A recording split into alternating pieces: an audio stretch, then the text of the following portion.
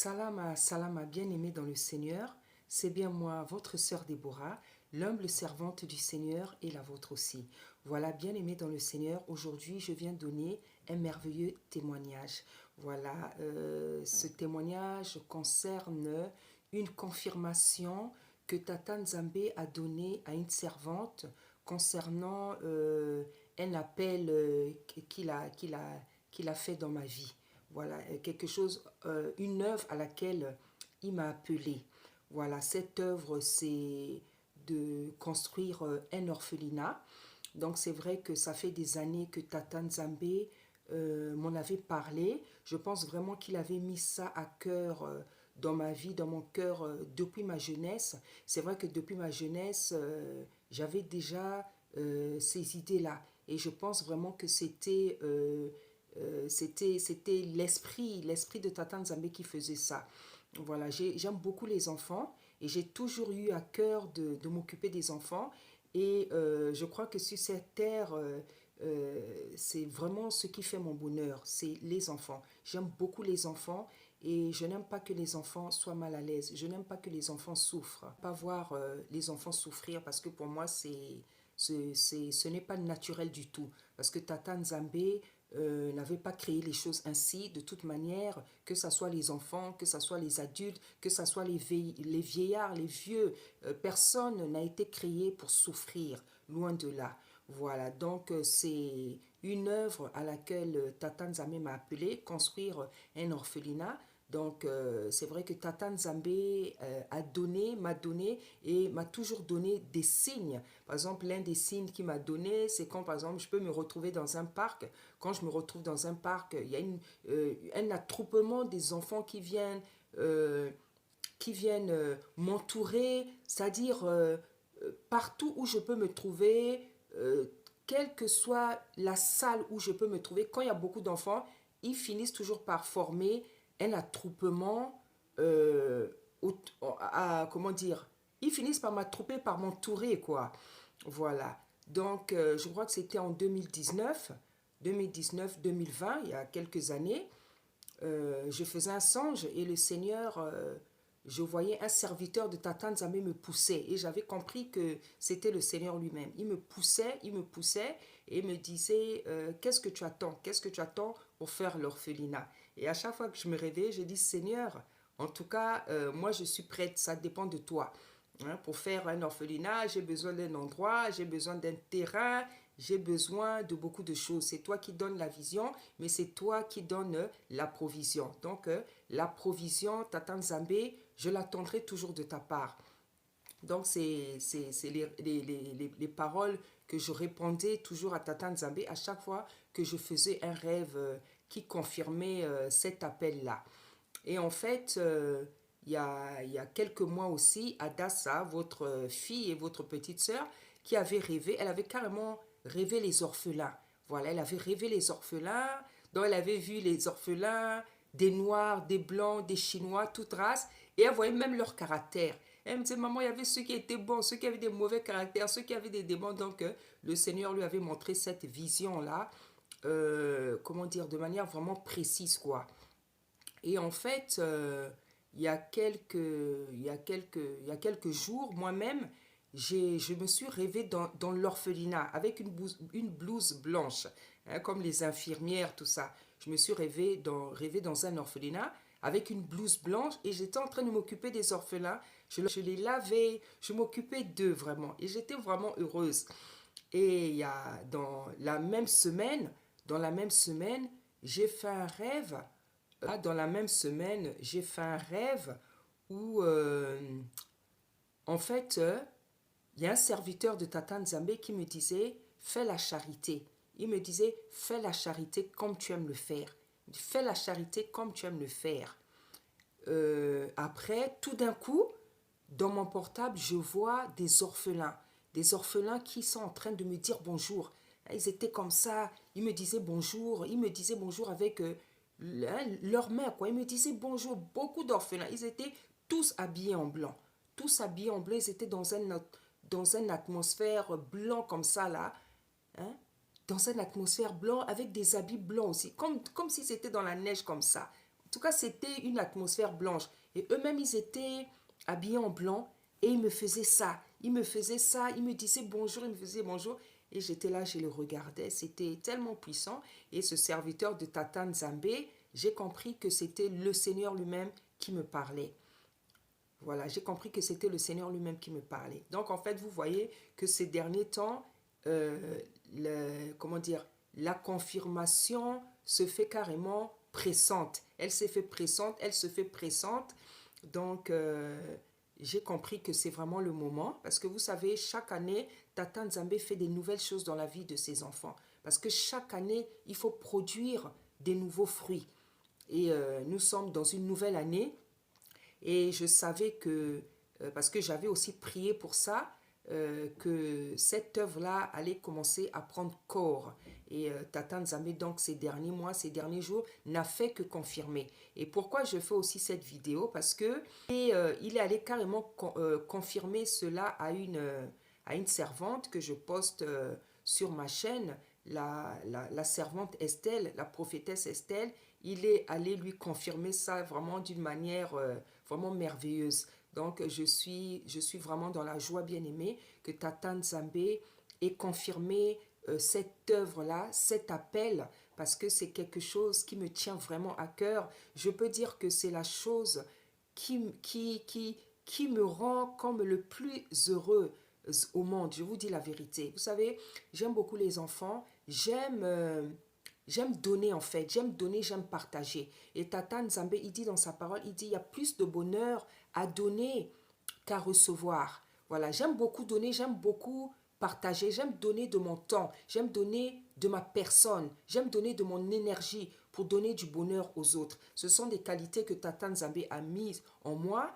Et l'apôtre Paul nous dit que la véritable religion, bon, ce mot-là, ce n'est pas le bon mot, hein, mais je veux le dire parce que c'est comme ça que c'est écrit, la véritable religion consiste à s'occuper des orphelins, à soutenir les veuves et à s'éloigner du péché. Voilà en fait la vie d'un enfant de Tata Nzambe.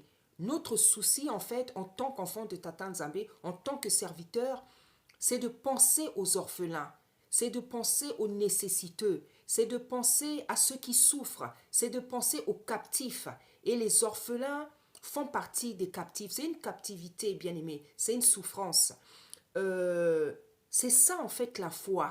C'est en fait la foi, la vie dans le Seigneur, c'est penser aux autres. C'est penser aux autres, c'est penser à la souffrance des autres et c'est vouloir en tout temps faire quelque chose pour les autres, comme le Seigneur a fait pour nous. Le Seigneur, il s'est donné pour nous, il s'est sacrifié. Voilà ce qu'il a fait pour nous. Et nous aussi, dans notre vie, dans notre marche d'enfants de Tata Nzambe, on doit se sacrifier pour les autres. On doit avoir quelque chose dans notre vie comme ça comment dire, qui est un sacrifice à l'égard des autres. Parce qu'en fait, c'est ça l'œuvre du Seigneur, l'œuvre de la croix, le caractère du Seigneur, c'est celui-là. C'est de se sacrifier à chaque fois pour les autres, pour ceux qu'il aime, c'est d'être... Il s'est sacrifié pour nous et nous aussi dans notre comportement, on doit avoir cette attitude-là. Parce que sa parole dit qu'il nous a créés à son image et à sa ressemblance. Donc, bien aimé, comme je le dis toujours, nous devons nous évertuer, nous forcer à ressembler à notre Créateur, à notre Seigneur, à notre Sauveur. Donc, je vous dis, bien aimé, moi, c'est un bonheur pour moi de donner, de partager, de faire des choses pour les autres, en fait. Et me confier un orphelinat, c'était la plus belle chose que Tata Nzambe pouvait m'offrir. En tout cas, ça, c'est mon avis. Voilà, ça, c'est mon avis. Donc, je veux vous laisser donc écouter la servante Estelle pour que vous découvrez ce que Tata Nzambe est venu lui révéler. Soyez puissamment bénis. Au nom puissant d'Issaïa Congo. Merci. Bonjour frères et sœurs dans le Seigneur, j'espère que tout le monde va bien par la grâce de Dieu. Soyez tous bénis et fortifiés frères et sœurs dans le Seigneur. Aujourd'hui nous sommes le lundi 15, premier mois 2024 frères et sœurs. Si je viens faire cet audio ici, c'est au sujet de la sœur Déborah qui est la servante de l'Éternel. Notre Seigneur est merveilleux. Notre Seigneur nous demande de témoigner. On est là pour donner les témoignages. Notre Seigneur est le Dieu de la révélation, frères et sœurs, dans le Seigneur. Donc, avant tout, je vais remettre dans les mains du Seigneur. Avant de vous expliquer la suite, on va prier. Éternel Dieu Tout-Puissant, Créateur du ciel et la terre, Seigneur, je te dis encore merci, Papa. Merci parce que tu es le Dieu de la révélation, Seigneur. Mon Dieu, tu es le Dieu de miracles, le Dieu de prodiges. Tu n'as pas de limite, Papa. Je te bénis, Seigneur, pour tout ce que tu fais pour nous. Merci encore, Saint-Esprit, sois au contrôle, Père, dans le nom tout-puissant de notre Seigneur et Sauveur, Jésus-Christ, le Rosh Hamashiach, que je viens ainsi de prier. Amen. Frères et sœurs dans le Seigneur, j'ai reçu cette révélation-là, c'était le mardi 9, premier mois 2024, au sujet de la servante de l'Éternel, la sœur Déborah, frères et sœurs dans le Seigneur. Ça se passait ici, en Europe, ici quelque part. J'ai vu la sœur Déborah qui était en plein service. Oui, elle était en train de servir les gens. Mais c'est les gens que je ne connaissais pas dans ce lieu-là. Je l'ai vue, donc j'ai dit, mais c'est la sœur Déborah. Elle était là, elle était en train de servir les gens et il y avait une table. Il y avait une table là qui était dressée comme ça, une longue table. Donc, je pouvais voir les gens assis, chacun avait son plat autour de cette table-là. Donc, elle était vraiment en train de travailler pour servir les gens là. Frères et sœurs dans le Seigneur. Et après, le songe a continué encore. Je me suis retrouvée maintenant au Congo. Quand je me suis retrouvée au Congo, frères et sœurs, ce n'était pas la capitale. Je sais faire la différence de la capitale et des petites villes. Donc, je me suis retrouvée comme dans un village au Congo. Ce n'était pas la capitale, frères et sœurs dans le Seigneur. Et dans ce village-là, il y avait un carrefour. Et il y avait aussi une maison qui était là, juste au carrefour. C'est là que je me suis arrêtée, frères et sœurs dans le Seigneur. Et j'ai vu les gens qui étaient dans cette maison-là, comme je suis en train de vous dire ici au carrefour. Et dans l'esprit, c'est comme si je les connaissais.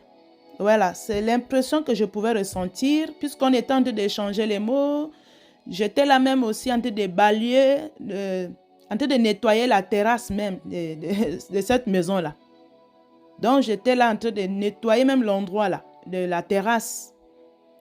J'étais en train de nettoyer avec le balai, j'étais en train de balayer. Après cela, je vois un monsieur qui revenait du champ.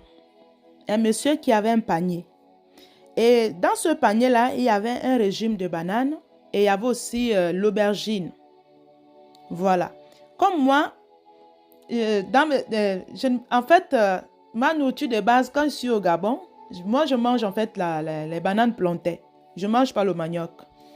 Donc, le régime qui était dans le panier de ce monsieur-là, ça m'a interpellé. J'ai dit, mais j'ai arrêté ce monsieur. J'ai dit, mais monsieur, est-ce que vous vendez votre régime de bananes là? Et il y avait aussi, je pouvais voir dans son panier aussi, il y avait aussi l'aubergine. Voilà, il y avait aussi l'aubergine. Donc, j'ai demandé combien le régime de bananes là coûtait. Il m'a dit 50 francs. Ah! Donc, j'ai dit, j'ai pris ce régime de bananes et j'ai aussi demandé aussi le prix de l'aubergine parce qu'il avait aussi l'aubergine dans son panier. Donc, j'ai demandé si je pouvais aussi acheter aussi l'aubergine là. Il m'a dit oui. J'ai acheté, il m'a fait l'aubergine là aussi à 50 francs.